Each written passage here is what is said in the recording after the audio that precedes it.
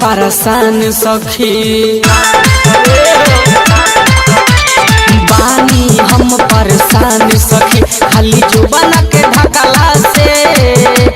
बानी हम परेशान सखी खाली जुबान के ढकला से उठलाली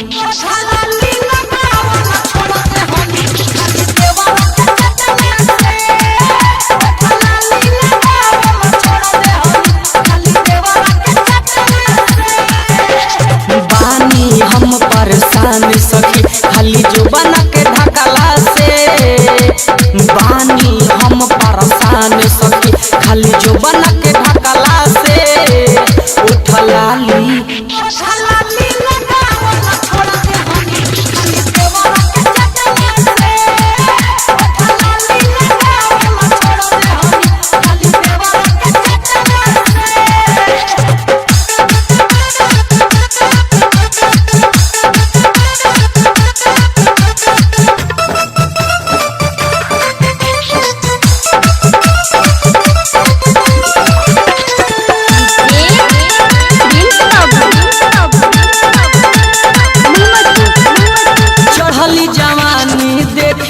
हमारो मारत देवरा सीटी खाइल चाहेला सुनाए सखी चूल्हा में से के लिट्टी हो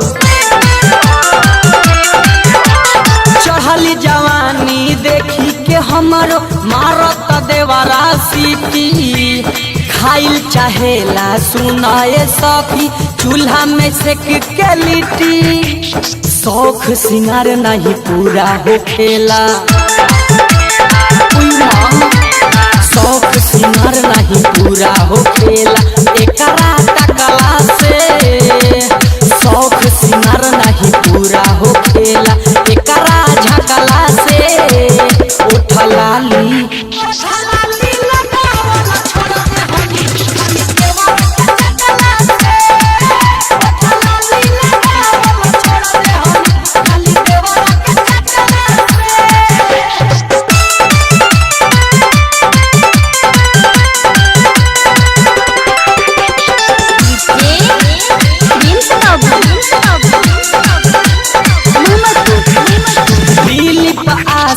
चंदन चंचल पड़ल बजब से पीछे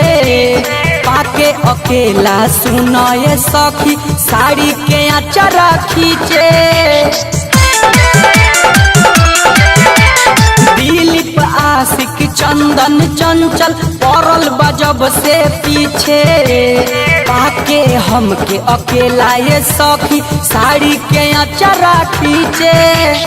अशोकानंद कहते अशोकानंद कहते घटी नहीं बटला से जितेंद्र नीरज कहते घटी नहीं बटला से उठलाली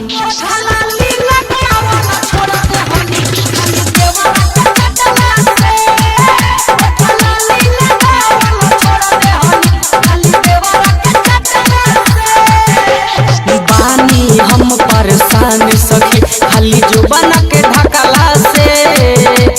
बानी हम परेशान सखी खाली जुबान के ढकला से